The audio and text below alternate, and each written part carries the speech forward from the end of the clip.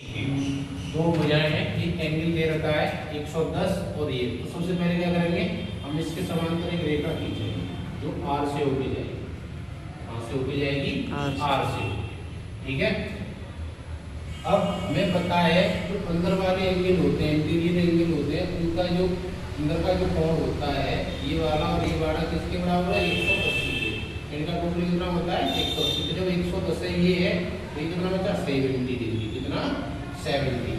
और इसको ये भी समानांतर है, ये क्या होगा, तीनों है, तो ये आगे बढ़ा देते हैं इसको और इसको भी आगे बढ़ा देते हैं, तो ये तीनों क्या हो जाएंगे समानांतर। तो सबसे पहले लिख सकते हैं हम, ये मान लो ए भी हो जाए, ये टी डैश हो गई, तो क्या हो जाएगा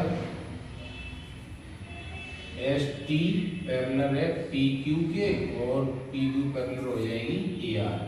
ठीक है, यहाँ से निकलेगा ये एंगल। इसके बाद क्या हुआ, ये जो 130 है, अरे ये दोनों अंदर एक कोण है, तो इनका टोटल होता है 180, और 180 में से 30 जाएंगे तो कितने बचेंगे 50। अब देखो ये सीधी रेखा है, ठीक है, सीधी रेखा पर बना कोण कितने का होता है 180 डिग्री का होता है, सीधी रेखा पर बना कोण।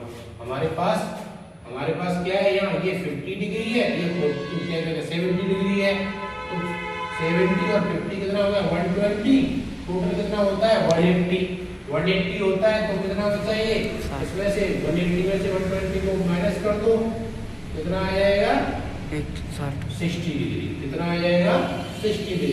अगर इसको नॉर्मली अपन देखें, तो अगर वैसे सॉल्व करते लिख के, तो अपन डायरेक्ट समझ सकते हैं, दो कोणों का योग 180 होता है जब दोनों एक रेखा एक दूसरे के पैरेलल हो, उनके अंदर हो। तो यहाँ से डायरेक्ट हमने 70 डिग्री निकाल दिया, इससे 50 डिग्री निकल आया, और टोटल जब किया तो 180 के बराबर होना चाहिए, तो उसमें 60 कम था, तो वही मान हो गया हमारा कोण QRS निकालना था हमें, तो कितना हो जाएगा 60 डिग्री। ठीक है।